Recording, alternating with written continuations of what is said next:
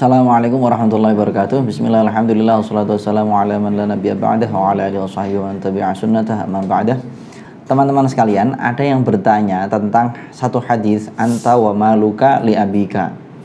Kamu dan hartamu merupakan miliknya orang tua kamu. Dalam satu riwayat ada ulama yang mengatakan li abika itu bukan milik orang tua kamu, tapi merupakan boleh dimiliki oleh orang tua kamu. Kita akan membahas apakah harta anak itu pasti menjadi hartanya orang tua. Oke, kita akan membuka dalam syarah dari Musnad Imam Syafi'i. Ini tulisannya Syekh Abdul Karim. Bisa kita baca.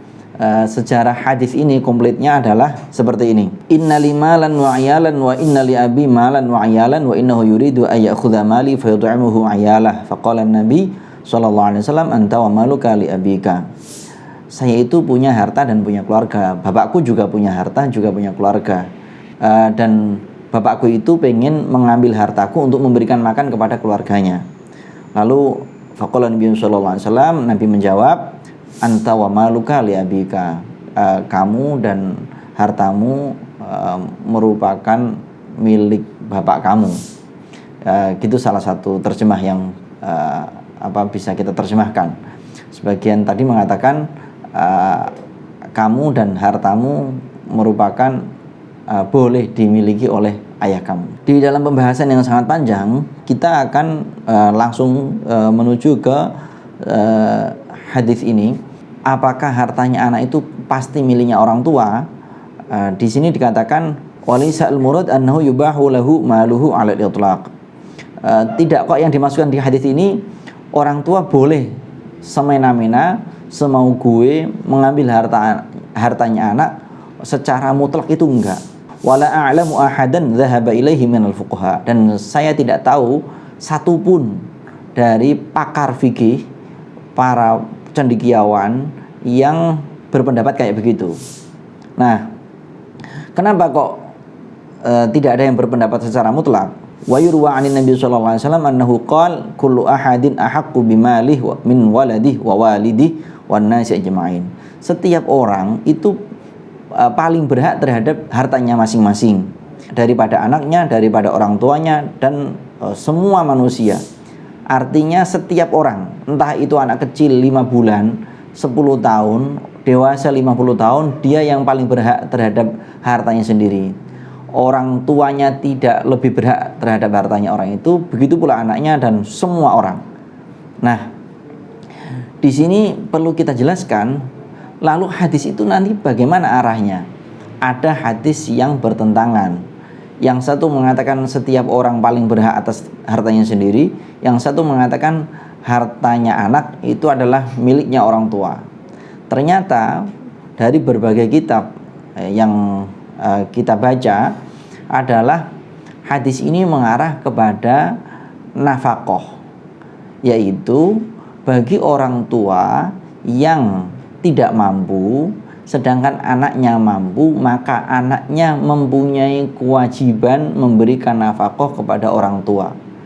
Atau kalau tidak diberikan nafkah oleh anaknya, orang tua boleh mengambil sesuai dengan kebutuhan dasarnya, kebutuhan primernya. Tidak boleh mengambil untuk beli helikopter, beli pesawat terbang, gitu nggak boleh, karena itu bukan kebutuhan primer. Namun hanya untuk makan dan lain sebagainya itu boleh. Dalam hadis tadi itu yang diceritakan adalah seorang laki-laki yang datang mengadu ayahnya pengen mengambil hartanya dia untuk memberikan makan kepada keluarganya, maka Rasulullah memperbolehkan, karena Rasulullah sudah tahu kondisinya orang tua itu sangat miskin, membutuhkan makan. Kalau kebutuhan pokok karena anaknya mampu, itu memang kewajiban anaknya memberikan makan kepada orang tuanya. Itu alasan yang pertama. Alasan yang kedua, kalau orang tua itu boleh semau gue mengambil harta anaknya, maka ngapain ada bab waris? Setiap orang yang meninggal dunia kok mesti ada pembagian, ada yang 1/6, ada yang 1/8, ada yang setengah, dan lain sebagainya. Ngapain ada pembagian yang kayak begitu? Nah, ini padahal kalau kita lihat di bab waris, jika ada seorang laki-laki meninggal dia punya anak, dia punya istri, dia punya orang tua, justru bagiannya orang tuanya sendiri sama anaknya malah lebih gede bagian anaknya. Artinya nggak semua yang dimiliki mayit ini merupakan milik ayahnya. Ayah hanya mempunyai bagian sebagaimana ketentuan, bahkan lebih kecil daripada bagian anaknya mayit itu sendiri.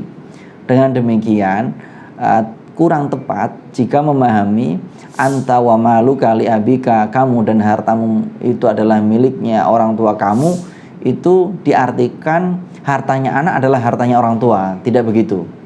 Terlebih bagi anak yang masih di bawah umur, yang belum mempunyai legalitas syariat untuk bertasarruf menggunakan hartanya, justru orang tua sebagai wali mempunyai kewajiban untuk menjaganya.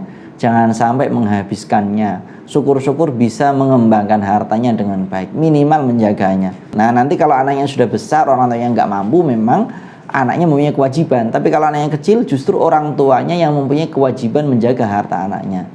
Kayak begitu. Jangan dibalik, anak kok pelit banget, ini ngajarin pelit banget anak supaya tidak, bukan, karena anak ini masih kecil. Jadi dia mau pelit, mau dia itu dermawan, tasarrufnya belum diakui oleh syariat. Demikian penjelasan ini, semoga bermanfaat. Wassalamualaikum warahmatullahi wabarakatuh.